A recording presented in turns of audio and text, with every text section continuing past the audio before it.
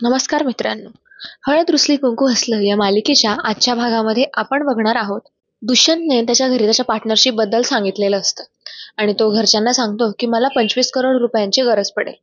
आता त्याचं हे बोलणं ऐकून घरात सगळेच अवाक झालेले असतात आणि आढळराव तर न राहता बोलूनही देतात की आपला डेअरी बिझनेस पण चाललेला आहे, शेती पण आहे.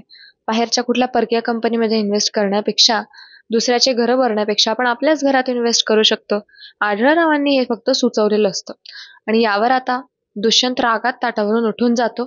असं ते ताट मागे लोटतो आणि जागेवरून उठतो आणि म्हणतो की नाही, मी सिरियसली सांगतोय आई, जर नसेल डेअरी प्रॉफिटमध्ये ना तर विकून टाका ना, आणि जे पैसे येतील त्यातून 25 करोड द्या मला. आणि कोणाचा उपकार नको येतं मला, लोन म्हणून मागतोय, एक एक पैसा परत करेन व्याजासकट तेही. तर दुसरीकडे आता इकडे कृष्णा दूध विकायला गेलेली असते डेअरीला घेऊन. तर आता इकडे जयकांत तिला बोलत असतो, व्याजाचा विचार करत चल जरा कृष्ण, तुझं व्याज माफ करतोय मी. एकदा का तर तुझं काही काम राहणार नाही, म्हणजे काम तुझं होऊन जाईल. म्हणजे थोडक्यात त्याचं म्हणणं असतं की तू मला सामील हो, मी तुझं व्याज माफ करून दिलं. एकदा का तुझं व्याज माफ झालं तर तुझ्या मागचा सगळा व्याप, सगळा ताण कमी होऊन जाईल. तुला काहीच करायचं काम नसेल, आयुष्यभर बसून खाशील आणि मलाही खाऊ घालशील तुझ्या या मऊ मऊ हातांनी, आणि ते पण अतिप्रचंड वेगाने विचार करायचा. तेवढ्यात आता कृष्णा चिडते आणि म्हणते, जयकांत, तुझ्या कामाशी काम ठेव.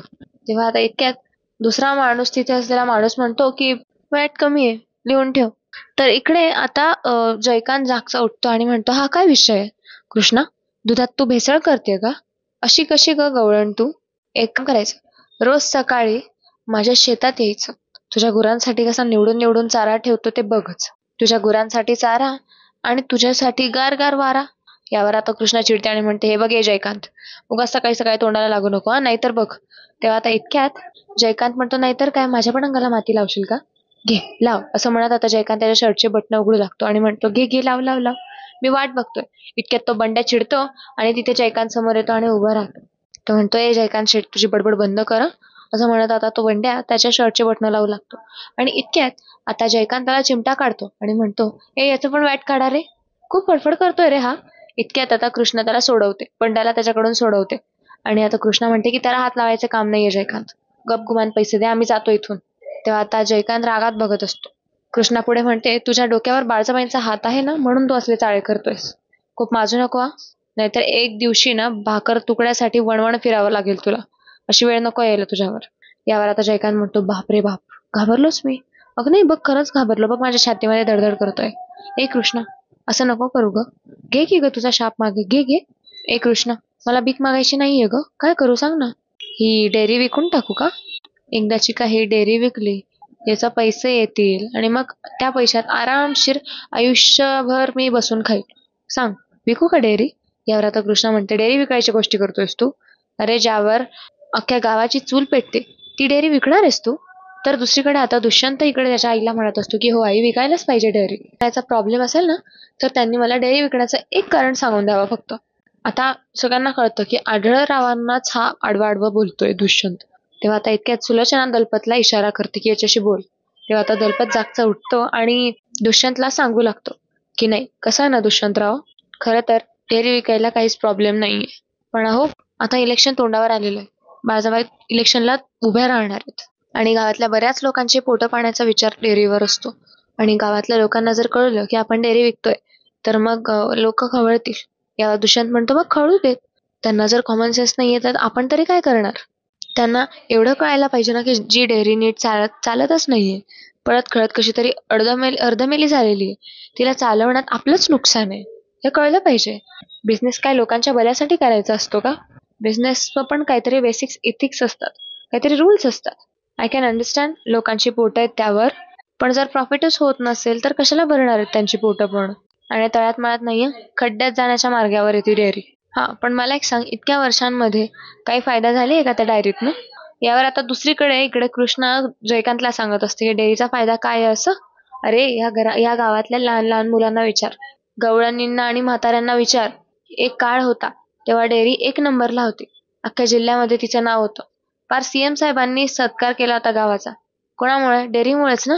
यावर आता बंड्या म्हणतो, हो मग, माझ्या घरात कलर टीव्ही आला कोणामुळे? डेअरीमुळे. मान्य आहे, पूर्वीसारखा पैसा हातात येत नाही, जो काही येतो ना त्यातून आमची तिखट मिठाची तरी सोय होते. यावर कृष्णा म्हणते की ही डेअरी आमच्यासाठी फक्त मजुरीचे साधन नाहीये, शेतीबरोबर जगण्याचा आधार आहे. ते तुला नाही कळणार जयकांत. डेअरी तुझ्या हातात आल्यापासून पार धुवून निघालेली आहे. चांगल्या माणसांच्या हाती गेली ना की सोनं होईल तिचं सोनं. यावर आता इकडे दुष्यंत म्हणत असतो दलपतला आणि आईला की भविष्यात त्या डेअरीने काहीतरी आपला फायदा होईल या आशेने त्या डेअरीकडे बघू नका. आता डेअरी सांभाळण्याचे दिवस गेलेत. आय अग्री, कधी काही झाला असेल प्रॉफिट त्या डेअरीमधनं, पण आता काय अवस्था आहे तिची. पांढरा हत्ती आहे ती डेअरी. इकडे आढळराव हे सगळं जेव्हा ऐकत असतात त्यांना काही या गोष्टी सहन होत नसतात. त्यांचा तर अक्षरशः पाणी पिताना ग्लास धरल्यावर हात सुद्धा थरथर करत असतो. इतके ते चिडत असतात, संतापलेले असतात. इतक्यात आता सुलोचना दुष्यंतच्या जवळ येते आणि आता दुष्यंत म्हणतो, आई याबद्दल खरंच काही विचार करायची गरज नाहीये. त्या डेअरीचं फ्युचर खूप अंधारात गेलेलं आहे. त्यात आजूबाजूला एवढ्या मोठ्या मोठ्या कंपनी सुरू झाल्या. कसं कम्पीट करणार आहोत त्यांच्याशी आपण.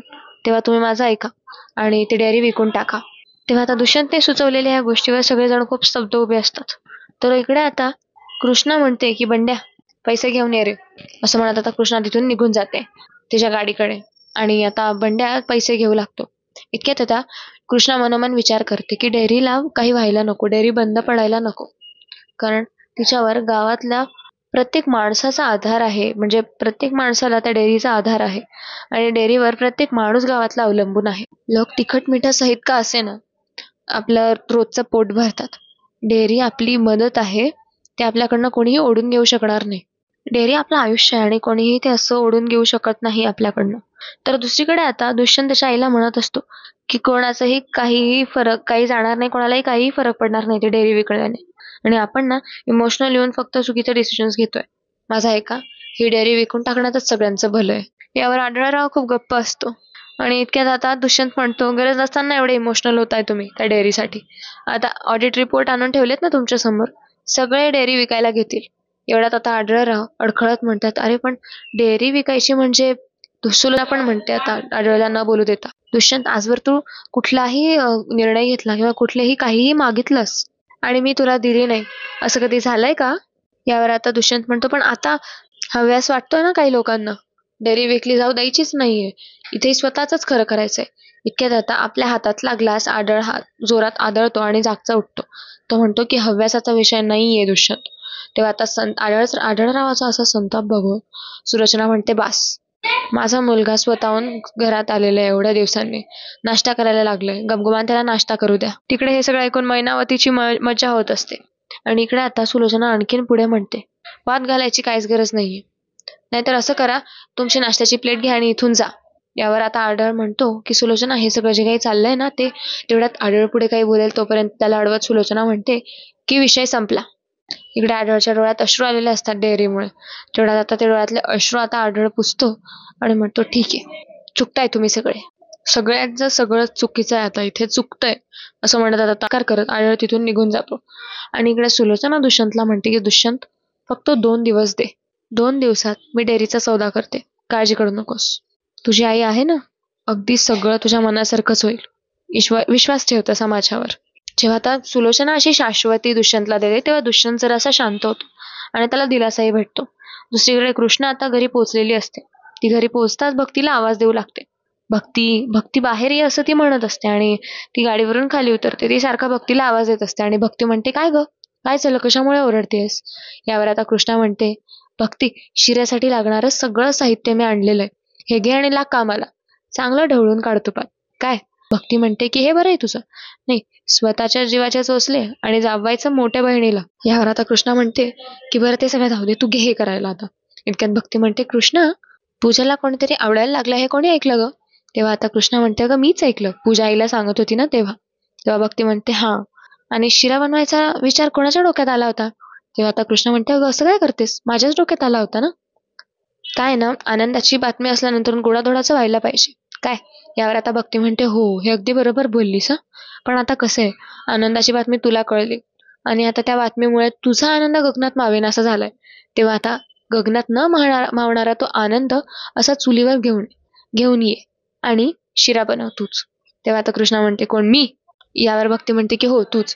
तेव्हा असं म्हणत भक्ती तिथून निघून जाते आणि कृष्णा म्हणते, अगं तुला वेड वगैरे लागलंय का, मी कसं बनवणार, असं म्हणत आता कृष्णा भक्तीच्या मागे पळतच घरात जाते. तर दुसरीकडे जयकांत आता डेअरीवरून घरी येत असतो.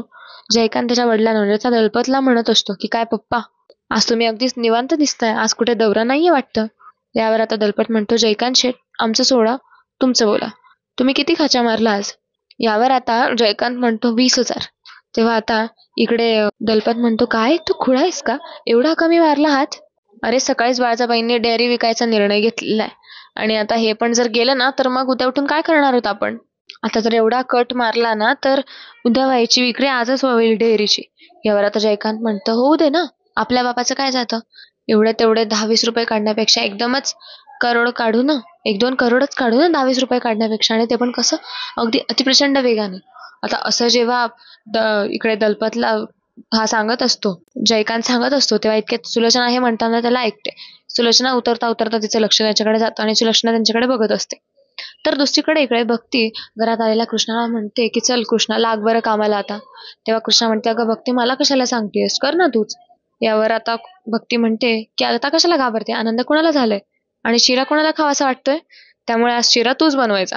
चल चल असं म्हणत आता कृष्णाला बळजबरी भक्ती शिरा बनवायला लावते. तेव्हा कृष्णा म्हणते, वा ग वा, मी शिरा केला तर तू काय खाणारच नाहीये का? घे ना, घे, तूच कर. तेव्हा आता यावर भक्ती म्हणते, अगं पूजाचं लग्न करायचंय की नाही, मग आता शिरा तूच बनवायचास, आणि काही अडलं तर मी आहेच ना, मी सांगते तुला कसं बनवायचं ते. हे बघ, सगळ्यात आधी रवा निवडायचा. तेव्हा आता कृष्णा म्हणते, आता तर काय वेगळं निवडायचं बाकी यामध्ये? यावर भक्ती म्हणते, अरे मी सांगते ना तुला कसा निवडायचा ते. हे बघ, हे असं ताट घ्यायचं आणि यामध्ये हा असा रवा टाकायचा आणि याच्यामध्ये हा रवा टाकून रवा निवडायचा. याच्यामध्ये बारीक बारीक कीटक, कधी कधी अळ्या पण असतात, कधी कधी दगड असतात. आता हे बघ, असा असा मोकळा करायचा आणि काही दिसलं त्यात की तो बाहेर टाकून ठेवायचा. असं म्हणत आता भक्ती रवा निवडायचा कसा हे कृष्णाला शिकवत असते आणि कृष्णा रवा निवडू लागलेली असते. आणि आता भक्ती सांगते तसं तसं कृष्णा करत असते. तिला जे जे खडे वगैरे त्या दिसतात ते सगळे ती बाहेर टाकत चालते. तर दुसरीकडे आता सुलोचनाने आपल्याला बघितलंय हे दलपतच्या आणि जयकांतच्या दोघांच्याही लक्षात येतं आणि ते दोघंही आता मध्ये येतात आणि सुलोचना सुद्धा खाली तिथे येते. सुलोचना म्हणते की केला का हिशोब? यावर आता दलपत म्हणतो, हो बाळजाबाई. तेवढ्यात आता इकडे सुलोचना पुढे म्हणते की दलपत भाऊजी, ते हिशोब एकदा तपासून बघा बरं, जयकांतने बरोबर केलाय का, आणि पैसे तिजोरीत ठेवून द्या. असं म्हणत आता सुलोचना तिची तिची बसलेली असते फोनमध्ये बघत. तेवढ्यात आता तो दलपत हिशोब चेक करताना तफावत करतो. तेव्हा आता दलपत जयकांतला म्हणतो, जयकांत शेठ, अहो 400 लिटर दुधाची आवक झाली आणि तुम्ही फक्त 200 लिटर लिहिलेलं आहे, हे काय आहे? मग काय भानगड काय? यावर आता जयकांत म्हणतो, अहो त्या दिवशी तो टँगल पलटला ना मलकापुरात, बघा ती स्कूटर आडवी आली होती. त्यावर दलपत म्हणतो, असं झालं का? यावर आता अशा बोलण्यावर आता जयकांत म्हणतो, काय बाप्पा, आता अशा छोट्या छोट्या गोष्टींवर तुम्ही वकिली करणार आहात का, ते पण स्वतःच्याच मुलाला? यावर आता सुलोचना म्हणते, दळपत भाऊजी, आहोत मुलगा तुमचाच आहे, चुकीचं थोडे वागणार आहे, उगाच तुम्ही त्याला बोलताय आणि त्याला खाक्या दाखवतायत वकिलीच्या. पण जयकांत, 200 लिटरचा फरक म्हणजे जरा जास्तच झाला नाही का? असे रोज रोजचे अपघात टाळता आले तर बघा जरा, काय आपली डेअरी तोट्यातच चालली आहे की? यावर आता दलपत म्हणतो, हो काकी साहेब, ही गोष्ट खरी. मी काय म्हणतो काकी साहेब, जी गोष्ट तोट्यात असते तिला पोसायचं कशामुळे? आपण विकूनच टाकू ना डेअरीला. यावर आता दलपत म्हणतो की, ओ जयकांत शेठ, उगाच घोड्यावर बसून अक्कल नका हाणू. यावर आता जयकांत म्हणतो, आहे का आता? अहो पप्पा, निवडणूक जवळ येईल, तिकडे अति प्रचंड वेगाने निवडणुकीचा विचार करताना डेअरी नावाचा पांढरा हत्ती पूजण्यापेक्षा आपला अकलेचा घोडा आखलेलाच बरा. ऐका माझं, आपल्या चांगल्यासाठीच सांगतोय मी पण. यावर आता दलपत म्हणतो, हे बघा जयकांत शेठ, इतक्यात आता दलपत पुढे काही बोलेल तोपर्यंत आता सुलोचना म्हणते, दलपत भाऊजी, मागे एकदा त्या पार्टीने डेअरी विषयी विचारलेलं होतं ना? तेव्हा आता दलपत म्हणतो, हो बाळजाबाई, तुम्ही याचं काय ऐकता, माझं ऐका, तुम्ही डेअरी विकायचा निर्णय मागेच घ्या, नका विकू डेअरीला. यावर आता सुलोचना म्हणते, माझ्या दुष्यंतला पैशांची नड आहे आणि जयकांत बरोबर बोलतोय, त्या पांढऱ्या हत्तीला पोचण्यात काहीच अर्थ नाही. यावर आता दलपत म्हणतो की, आता तुम्हाला विरोध करून करण्यात अर्थ काय आहे? तुमचं म्हणणं पण पटतंय मला तसं म्हणायला गेलं तर. आता इलेक्शन येते म्हटल्यानंतर पैसे पण लागतीलच, पण लोकांच्या भावना लपलेल्या आहेत ना डेअरीत, त्यांना जर कळलं तर लोक आणखीन चिडतील, परत अजून त्याचा परिणाम इलेक्शनवर व्हायला नको ना. आता दलपतचं हे ऐकून सुलोचना जराशी विचारात पडलेली असते. इकडे जयकांत एवढ्या दिवसांपासून या डेअरीमध्ये फ्रॉड करत असतो, ही गोष्ट आज आपल्याला कळू लागलेली आहे. म्हणजे आधी जी प्रॉफिटमध्ये होती डेअरी, ती जेव्हापासून जयकांतने टेक ओव्हर केलेली आहे तेव्हापासून त्या डेअरीला प्रॉफिट होणं थांबलेलं आहे, कमी झालेलं आहे, कारण तो मधल्यामध्ये हात मारत होता. सो आता दलपत आणि जयकांत जे काही बोलत होते ती सुलोचना समोर अगदी साधेपणाची ऍक्टिंग करत होते. दलपत जेव्हा इकडे याला जयकांतला हिशोब विचारत होता की 200 लिटरचा काहीतरी गफला आहे, तेव्हा सुद्धा तो फक्त दिखाव्यासाठी विचारत होता. आणि आता एवढ्या वर्षांपासून ते अशा प्रकारे आता सुलोचनाला फसवत आलेले असतात. तर दुसरीकडे म्हणजे हे स्पष्ट होतं. तर दुसरीकडे आता कृष्णा भक्तीने सांगितल्याप्रमाणे सगळा रवा निवडून काढते. तेव्हा भक्ती म्हणते, हा आण आता. आता ते चूल पेटव बरं. यावर कृष्णा म्हणते, अगं तू पण कर काहीतरी. यावर आता भक्ती म्हणते, कृष्णा पूजाचं लग्न आहे ना, शिरा तुला खायचा आहे, तेव्हा आता तू चूल पेटव, मी नाही करणार काहीच. असं आता भक्ती कृष्णाला सांगत असते. त्या कृष्णा भक्तीने सांगितल्याप्रमाणे त्याप्रमाणे तिला तो रवा भाजत असते, शिराचा. आणि भक्ती ज्याच्याप्रमाणे सांगते तसं तसंच आता कृष्णा फॉलो करते. आणि आता इतक्यात ती कढई चुलीवर ठेवते, चुलीमध्ये तूप टाकते, त्यामध्ये रवा टाकते. आणि आता तो रवा प्रॉपर भाजून झाल्यानंतर त्यामध्ये दूध टाकते आणि वरून झाकण म्हणून परात ठेवून देते. आता तसं भक्तीने सांगितल्याप्रमाणे कृष्णा जेव्हा करते तेव्हा भक्ती तिला म्हणते की आता वाफ फिरू द्यायची एक, आणि मग साखर काढून त्याच्यामध्ये साखर घालायची. तेव्हावर कृष्णा म्हणते हो ठीक आहे. आता कृष्णा सांगितल्याप्रमाणे ते सुद्धा करते. रव्यामधून वाफ फिरल्यानंतर ती आता रव्यामध्ये साखर टाकते आणि रव्यावर पुन्हा झाकण ठेवून देते. आणि आता भक्ती तिला सांगते की आता एकदाची काय एक वाफ फिरली की शिरा झाला म्हणून असं समजायचं काय. तेव्हा आता कृष्णा तो शिरा कधी होईल याची वाट बघू लागलेली असते. तर दुसरीकडे आता सुलोचना म्हणते की सौदा गपचुपच होईल. या कानाशी त्या कानाला खबर सुद्धा व्हायला नको. ती पार्टी तुमच्या ओळखीची आहे ना. यावर दलपत म्हणतो हो. तेव्हा सुलोचना म्हणते की लागलीच मग मीटिंग लावून टाका. तुमच्या लक्षात तर आलेलंच असेल ना आम्हाला काय म्हणायचंय ते. यावर दलपत म्हणतो हो वाळजाबाई. तर दुसरीकडे आता दुष्यंत त्याच्या रूम मध्ये जात असतो आणि मैनावती त्याच्या मागे मागे करत असते. मैनावती म्हणते, दुष्यंत ऐक ना माझं प्लीज ऐक ना. तेव्हा आता दुष्यंत म्हणतो, काकी काय ग. तेव्हा आता मैनावती म्हणते की अरे लगेच जाऊन लगेच येऊ, ऐक माझं. यावर आता दुष्यंत म्हणतो, काकी मी नाही सांगितलं ना तुला, एकदा हात जोडतो तुझ्यासमोर इथं, प्लीज माफ कर मला. त्या गावात जायचं म्हणजे धडकी भरते मला विचारा, ते वाईट साईटच घडणार आहे माझ्यासोबत, मला माहितीये ना, मला यायचंच नाहीये तुझ्यासोबत. तेवढ्यात आता तो पाठ फिरवून जात असतो आणि मैनावती त्याला अडवते आणि म्हणते, दुष्यंत असं नको करूस ना बाळा, प्लीज ऐक ना, तुझ्यासाठीच म्हणते ना मी. अरे तुला मधमाशा चावल्या म्हणून बाळजाबाईंनी नवस केला होता देवीला. आता भूत कसं काय मोडू तूच सांग बरं मला. ऐक ना बाबा. अरे बाळजाबाईंचाच हुकूम आहे तुला तयार करून देवळात घेऊन जायचं म्हणून. आता तूच ठरव बाबा काय करायचं. तुझा माझा हुकूम मोडायचा का की काय ते तूच ठरव बाबा. आणि हा इकडे जर तू माझं जर ऐकलं नाहीस ना, यायला तयार झाला जर नाहीस ना, तर बाळजाबाई मला सोडणारच नाही, माझं काही खरं नाही बघ. तेव्हा आता दुष्यंत म्हणतो की हे बघ काकी मला इमोशनल ब्लॅकमेल करू नकोस हा. हे असं इमोशनल ब्लॅकमेल करणं माझ्यासमोर नाही चालणार. मी कसा बसा इथे थांबलोय माझं मला माहित. इथे एक एक सेकंद चढ जातो मला. हे बघ मन मारून 2-3 दिवस मी थांबलोय. एकदा का माझं काम झालं की एकदाचा मी निघून जाणार आणि वळून पण नाही बघणार या गावाकडे. यावर आता मैनावती म्हणते, अरे दुष्यंत ऐक ना माझं. तेवढ्यात आता इतक्यात म्हणते की मैनावती बाई दुष्यंत तयार झाला का. असं आता दुष्यंतकडे बघत सुलोचना म्हणत असते. इकडे आता दुष्यंत काहीच बोलत नसतो. मैनावती म्हणते, कसलं काय, केव्हापासून हट्ट करताय हे तुमचा हा लाडका गोळा. तेव्हा आता मैनावती जेव्हा असं बोलते तेव्हा रागात सुलोचना तिच्याकडे बघते. आणि आता मैनावती हसू लागते आणि म्हणते, लाडका लेक हो, ते नाहीच म्हणतायत, काय करू सांगा तुम्हीच आता मला. यावर आता सुलोचना दुष्यंतला समजवते आणि म्हणते, दुष्यंत अरे ऐक ना. अरे मधमाशा चावलेल्या चांगल्या नसतात, जीवानिशी उठतात त्या. उगाच आपलं तुझं नशीब आणि माझी पुण्यही थोर म्हणून सगळं काही थोडक्यात निभावलं. आणि तसंही देवी आईची कृपा आहेच आपल्यावर. तेव्हा देवी आईसाठी तरी जा बरं, दर्शन घेऊन ये. यावर आता दुष्यंत म्हणतो, आई नको ना, मला घरातून बाहेरच पडायचं नाहीये. यावर आता सुलोचना म्हणते, माझ्या लाडक्या लेकासाठी मी नवस केला होता आणि तू असं पण इथेच आहेस ना आता 2 दिवस.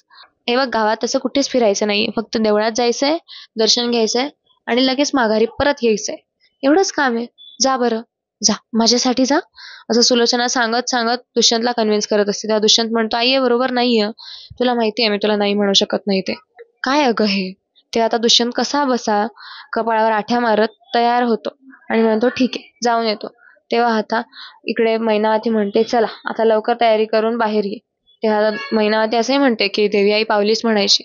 मैनावती आवरायला पटकन जात असते. तेव्हा सुलोचना पण म्हणते, जा दुष्यंत तू पण आवरून घे लवकर. तेव्हा आता दुष्यंत म्हणतो, फक्त तू म्हणालीस म्हणून तयार होतोय, नाही तर मी चालूच नसतो. तेव्हा आता दुष्यंतची नजर उतरची वारंवार दृश्य काढू लागते सुलोचना. इतक्यात आता दुष्यंत आवरायला जातो. तेवढ्यात इतक्यात आता जयकांत इकडे सुलोचनाला बोलवायला येतो आणि म्हणतो की काकी साहेब पार्टी आलेली आहे. तेव्हा आता वाळजाबाई त्याच्याकडे बघते आणि म्हणते की ठीक आहे बसव त्यांना, आलीच. आणि आता ती पार्टीशी बोलायला जाऊ लागते. तर दुसरीकडे कृष्णाचा आता ती झाकलेली परात, शिऱ्यावर झाकलेली परात वाफ फिरवण्यासाठी कृष्णा ती परत काढते. आणि ती परत काढल्यानंतर ती म्हणते, अरे वा भक्ती बघ शिरा किती छान झालेला आहे ते, एकदमच विषय करून टाकला मी, बघ किती गोड झालाय शिरा. तेव्हा आता भक्ती म्हणते, अगं शिकलं की सगळं येतं, फक्त शिकण्याची इच्छा पाहिजे. तेव्हा कृष्णा म्हणते, पण ते सोपं नाहीये. ते रवा टाक, त्यात तूप टाक, पाणी टाका, दूध टाका, वेलची टाका आणि काय काय ते साखर वगैरे, एवढं कोण लक्षात ठेवतंय. यावर आता भक्ती म्हणते, म्हणून अधनं स्वयंपाकाकडे लक्ष ठेवायचं. बरं ती कढई उतरव खाली. आता असं सांगितलं, भक्तीने सांगितल्याप्रमाणे कृष्णा कढई खाली उतरवते आणि तो शिरा चाळत असते. इतक्यात आता भक्ती म्हणते, कृष्णा मी काय म्हणते, देवी आईच्या देवळात जाऊन शिऱ्याचा नैवेद्य दाखवायचा का? यावर आता कृष्णा म्हणते, हो मग चालतंय की. असंही उभ्या आयुष्यात मी पहिल्यांदा गोडाचा शिरा केलाय. नैवेद्य दाखवणे, देवी आई पण खुश होईल, काय वाटतं तुला? यावर भक्ती म्हणते की हो. असं म्हणत आता त्या दोघंही हो हो असं म्हणत आनंदी झालेल्या असतात. आणि कृष्णा त्या शिऱ्याकडे बघून तिला खूप कुतूहल. एकीकडे आता बाळजाबाईच्या बंगल्यावर त्या डेअरीचा सौदा करणारी पार्टी आलेली असते आणि दलपतने त्यांना बसवून चहा पाण्याची सोय त्यांची केलेली असते. आता त्या पार्टीमधले एक जोडपं आलेलं असतं आणि त्यांचा पिया आलेला असतो. तेवढ्यात आता ती जी बाई असते त्यांच्यात आलेली, ती म्हणते, हो केव्हा येणार बाळजाबाई? येणार आहेत पण की नाही? आम्ही आलो तेव्हापासूनचा हा तिसरा चहाचा कप आहे आमचा. इथे काय चहाच प्यायला बोलवलंय का आम्हाला? हे बघा आमच्याकडे पण जास्त वेळ नाहीये. तुम्ही डेअरी विकणार आहात की नाही? तेव्हा आता तो दलपत म्हणतो, असं काय करताय? डेअरी विकायची म्हणून तर तुम्हाला बोलवलंय ना. हे बघा आल्यास बाळजाबाई. इतक्यात आता बाळजाबाई तिथे येतात. सुलोचना तिथे येते आणि दोघांनाही नमस्कार करते. नमस्कार असं म्हणते आणि आता दोघं जण खाली बसतात. तेव्हा आता त्यांच्यातल्या त्या पार्टीतली ती बाई म्हणते, की म्हणजे त्या सौदा करायला आलेल्या पार्टीतली ती बाई म्हणते, मानलं बाई तुम्हाला बाळजाबाई. एवढा डेअरिंग, एवढा दरारा आहे तुमचा की सगळेच तुम्हाला घाबरतात. तेव्हा आता सुलोचना म्हणते की डेअरी बद्दल बोलूया का? तेव्हा ती बाई म्हणते, हो त्याच्याच बद्दल तर बोलायला आलोय आम्ही. दलपत भाऊजींबरोबर तुमचं सगळं बोलणं झालेलंच असेल ना, असं सुलोचना म्हणते. सुलोचना पुढे म्हणते की डेअरीला लागून एक जमीन पण आहे. 30-35 एकर जमीन आहे. 30 करोडच्या खाली ऐकायची नाही. काय किती टिकायची आहे डेअरी अजून? यावर आता दलपत म्हणतो, नाही म्हणजे की हे म्हणतायत की 20 करोडच्या खाली त्यांना काही जमणार नाही म्हणून. म्हणजे आता यावर इकडे सुलोचना म्हणते, का बरं? काय अडचण आहे? तेव्हा आता ती बाई म्हणते, त्याचं काय ना बाळजाबाई, आधीच तुमची डेअरी तोट्यात गेली आणि गावाकडनं इकडे सेटअप टाकायला आम्हाला परवडणार नाही हो. म्हणून काय आहे ना की 20 करोड मध्ये करून टाका ना. यावर आता सुलोचना म्हणते, आता जास्तीचं काही बोलायलाच नको. सगळा हिशोब बघता आपण 25 कोटीमध्ये सौदा पक्का करून टाकूयात. आणि नसेल परवडत तर तुम्ही दार उघडाही जाऊ शकतात. कसं आहे ना की रांगेत खूप लोक बसलेले आहेत डेअरी विकत घ्यायला. तेव्हा आता पार्टीतला तो माणूस म्हणतो, नाही नाही नाही असं कसं चालेल, तुमचं दिल मोडून असं चालणार नाही. 25 कोटी रुपयात सौदा पक्का करून टाकू, असा आता तो माणूस सांगू लागतो इकडे सुलोचनाला. त्या सुलोचना म्हणते, बरोबर. आता कसं म्हणजे मला काय बोलायचंय ते चांगलंच कळलंय तुम्हाला. या आनंदात एक प्युअर दुधाचा फक्कड चहा होऊन जाऊ दे. तेव्हा आता तो माणूस म्हणतो, चालतंय. तेव्हा आता सुलोचना म्हणते, पण एक गोष्ट चालणार नाही, ती गोष्ट ध्यानात ठेवायची. तेव्हा ती बाई म्हणते, कोणती गोष्ट? यावर सुलोचना म्हणते की आपला झालेला व्यवहार बाहेर कुणालाही कळता कामा नये. आता यावर आता ते दोघं तिला हो म्हणतात. सुलोचना म्हणते, खास करून आमचं सौभाग्य आढळराव रांगडे पाटील, त्यांच्यापर्यंत हा विषय अजिबातच जाता कामा नये. पुढील भागात आपल्याला बघायला मिळणार आहे की आता मंदिरामध्ये इकडे कृष्णा नैवेद्य दाखवायला आलेली असते गोडाच्या शिऱ्याचा, तर दुसरीकडे आता इकडे दुष्यंत पण मंदिरात आलेला असतो त्याच्या काकीसोबत. तेव्हा दुष्यंत आता चिखलात पाय पडू नये म्हणून चिखलावर उडी टाकून त्या बाजूने जात असतो आणि तो उडी तर टाकतो पण त्याचा तोल मागच्या बाजूने जात असतो. तेव्हा आता कृष्णा त्याचा हात पकडून त्याला पडण्यापासून वाचवते आणि आता तिला दिसतं, भुंगट पाहुणे तुम्ही? तेव्हा आता तो तिला म्हणतो की माझा हात सोड. तेव्हा आता कृष्णा त्याला पकडलेला असतो कृष्णाने, तर त्याचा हात सोडून देते. आता दुष्यंत मागच्या मागे पडणार असतो चिखलात, तेव्हा कृष्णा त्याला परत पकडून घेते आणि चिखलात पडण्यापासून वाचवते. तर दुसरीकडे आता गोडाचा आपण आणलेला शिरा कृष्णा देवी आई समोर नैवेद्य दाखवते आणि तिच्या हातावर तीर्थ म्हणून आता तिथले गुरुजी पाणी देत असतात आणि नेमकं ती मागे वळते. तेवढ्यात कृष्णा ते पाणी घेऊन मागे वळेलच, इतक्यात ते पाणी तिच्या हातातलं मागे असलेल्या दुष्यंतच्या अंगावर फेकलं जातं आणि दुष्यंत ते बघतो आणि परत चिडतो. दुष्यंत देवासमोर प्रार्थना करतो की देवी आई, ह्या मुलीला पुन्हा माझ्या समोर नको येऊ देऊस. मला या मुलीसमोर पुन्हा यायची इच्छा नाहीये आणि या मुलीला माझ्या समोर बघायची पुन्हा इच्छा नाहीये. तेव्हा प्लीज प्लीज प्लीज मला दूर कर हिच्यापासून, असं तो देवी आईला प्रार्थना करत असतो. आणि एकीकडे कृष्णाने जो गोडाचा शिरा प्रसाद म्हणून तिथे देवी आईला दिलेला असतो, तोच शिरा आता प्रसाद म्हणून गुरुजी त्या दुष्यंतला देत असतात आणि दुष्यंत फोनवर बोलता बोलता तो प्रसाद आवडीने खात असतो. तर मित्रांनो, आजचा एपिसोड तुम्हाला कसा वाटला हे कमेंट्समध्ये सांगायला विसरू नका. चॅनलला सबस्क्राईब करा. धन्यवाद.